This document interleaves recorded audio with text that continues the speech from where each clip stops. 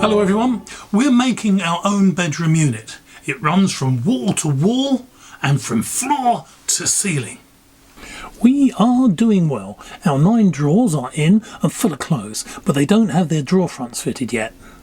The frames and bases that make up the cupboards and the wardrobes are fitted and working.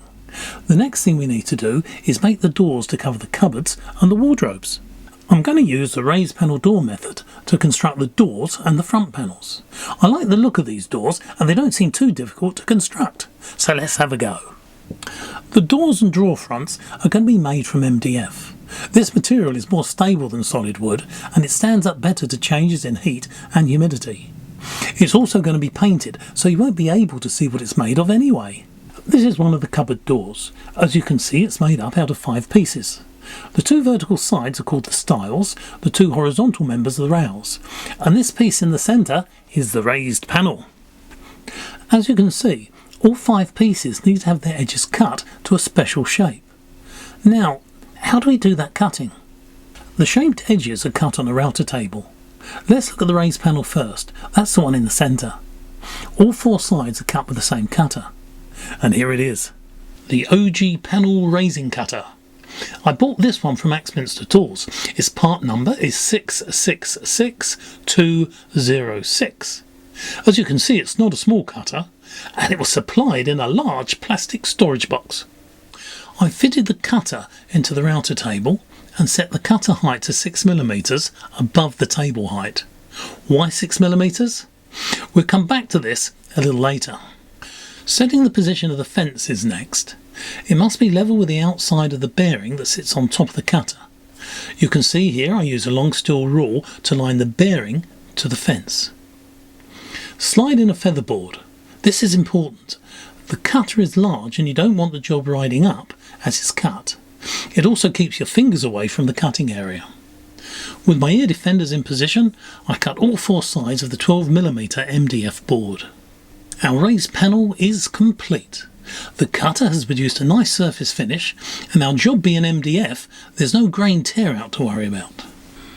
It's time now to see how we machine the stiles and the rails. The last cutter we used was large in diameter but quite short. This next cutter is smaller in diameter but it's a little bit taller. This was also bought from Axminster Tools. Its part number there is 666220. There are 2 zones within the height of this cutter used to shape the edges of the rails and the stiles. One zone will cut the male profile, the other zone will cut the female profile. Here they are. My frame is 18mm thick. If your frame is of a different thickness, the 1.5mm face I'm about to talk about may have to change, but 1.5mm is a good starting point. On the left is a machined female profile. It lines up with the part of the cutter that cut it. The cutter height needs to be adjusted till this face here, the little one, is approximately 1.5mm high. For the correct profile to be formed and at the correct depth, the edge of the frame here must run up against the bearing in the router bit just here. On the right you see the machined male profile. It lines up with the part of the cutter that cut it.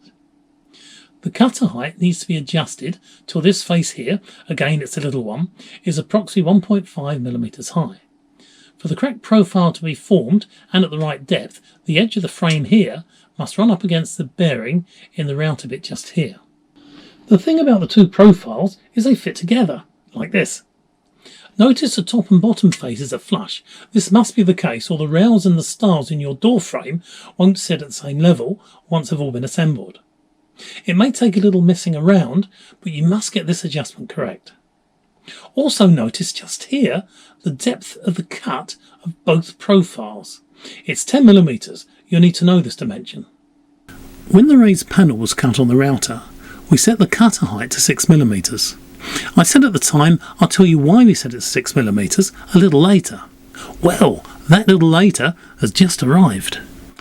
This is a side view of the 12mm thick raised panel. The 6mm we machined off was just here. So, with 6mm machined off a 12mm thick sheet, this piece that is left must also be 6mm thick. Well, actually it's 5.8 millimeters thick, as the 12 millimeter sheet was in fact 11.8 millimeters thick to start with. When the rail and stiles were cut, the female profile machined into their edges had a groove just here. That groove is 6 millimeters wide, which as it happens is just the right dimension to accept a 5.8 millimeter panel to slip right into it. This is the process I use to set the router before making our doors. Cut the female profile on a piece of scrap frame material. Adjust the cutter height till you form the 1.5 millimeter high face shown here. Once you're happy with the machine profile, cut it on another piece of frame material and mark it as your setup jig. The router is now set up for cutting the female profile. Now to set up the router bit to cut the male profile. Set up the cutter height by eye and cut the male profile into a piece of scrap frame material. This piece should fit inside the female jig piece you made earlier, like this. You'll probably find the surfaces here and here are not all at the same level. Adjust the cutter height a little, machine another test piece and try that one in the female jig. Keep doing this till the top and bottom faces of both pieces line up. Once this occurs, cut a male set-up jig piece and keep it with the female jig piece for the next time you want to use the stile and rail cutter. It's surprising how quick you can set up the router if you use these jig pieces. Right, let's look again at the complete raised panel door. How does it fit together? The frames are made from two vertical stiles here and two horizontal round pieces just here and here. The female profile is machined all the way down one side on each of the frame pieces as shown by these arrows. The two horizontal rails have an extra piece of machining. They have the male profile machined on them, but only at their ends, just here and here. Mated joins form where the male and female profiles come together. That's here and here. The panel fits into and is surrounded by female profiles. Here is a door having a test fit with no adhesive. The two horizontal rails have been pushed into position just here. Two mated joints have been formed here and here. The centre panel slides into the frame along two female profiles here and here, and into the third on the left in the edge of the stile here. The right hand vertical rail will push into position in this direction, the panel sliding into its female profile along its edge here. Two more mated joints have been formed here and here. Now we have an assembled door. Now, how do you work out the dimensions you need to make a door of the correct finished size? This is a good question, and it's not as difficult as perhaps you think.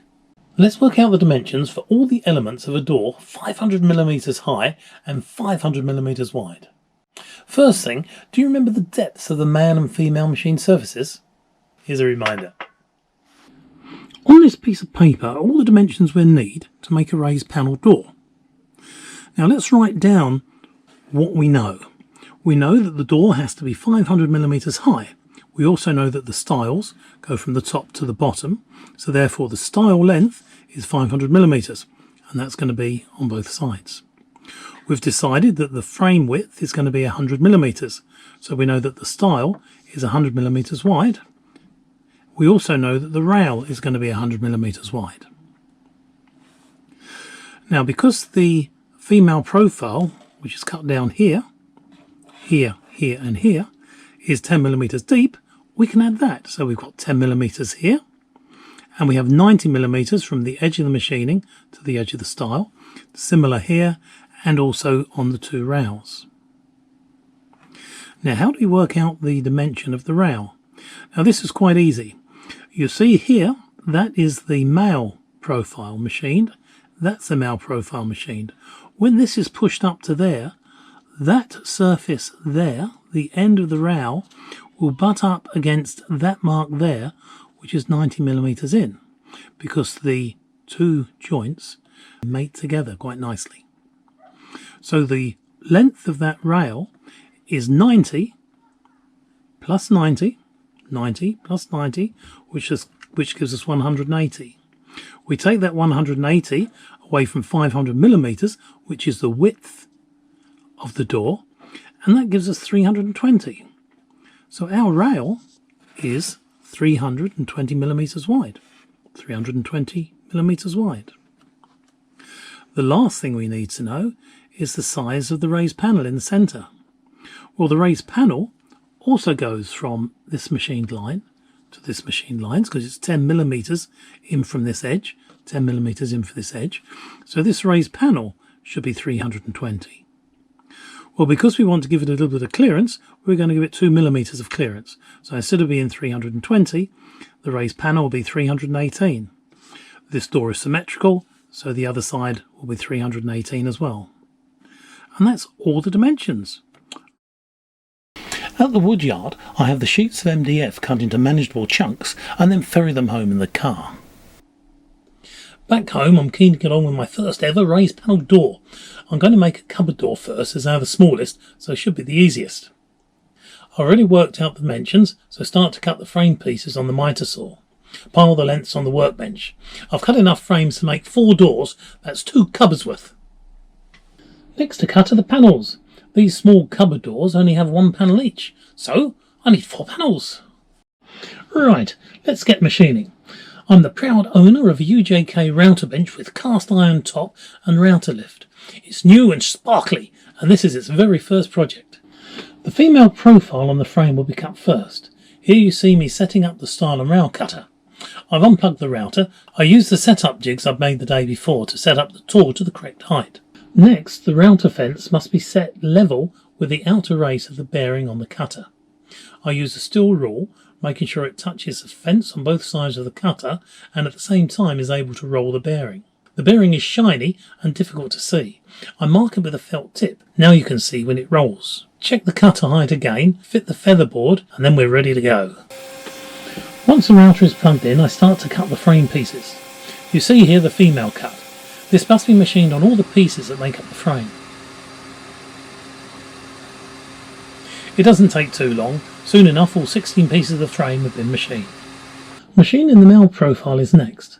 I remove the feather edge, push back the fence and change the height of the cutter till it's in line with the setup jig I'd made the day before. The male profile is only machined on the ends of the rails. To do this safely, use the miter fence. The normal fence has to be set up as before with its surface level with the outer race of the bearing in the cutter. It also has to be at 90 degrees to the miter fence. Machine a test piece of frame first. Take that test piece and fit it to any of the female profiles on the frame.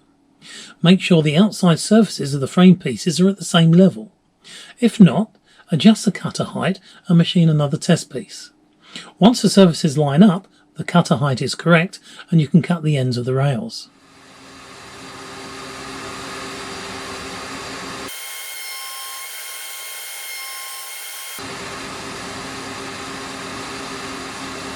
The frame has been machined. Now it's time to address the panels. First thing we do is mount the panel raising cutter in the router. I've made a jig the previous day to help with this.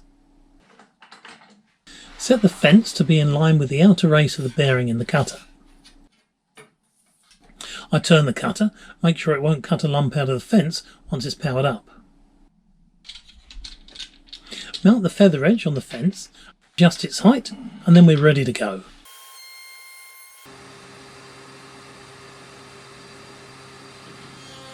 Here you see me machining the panel.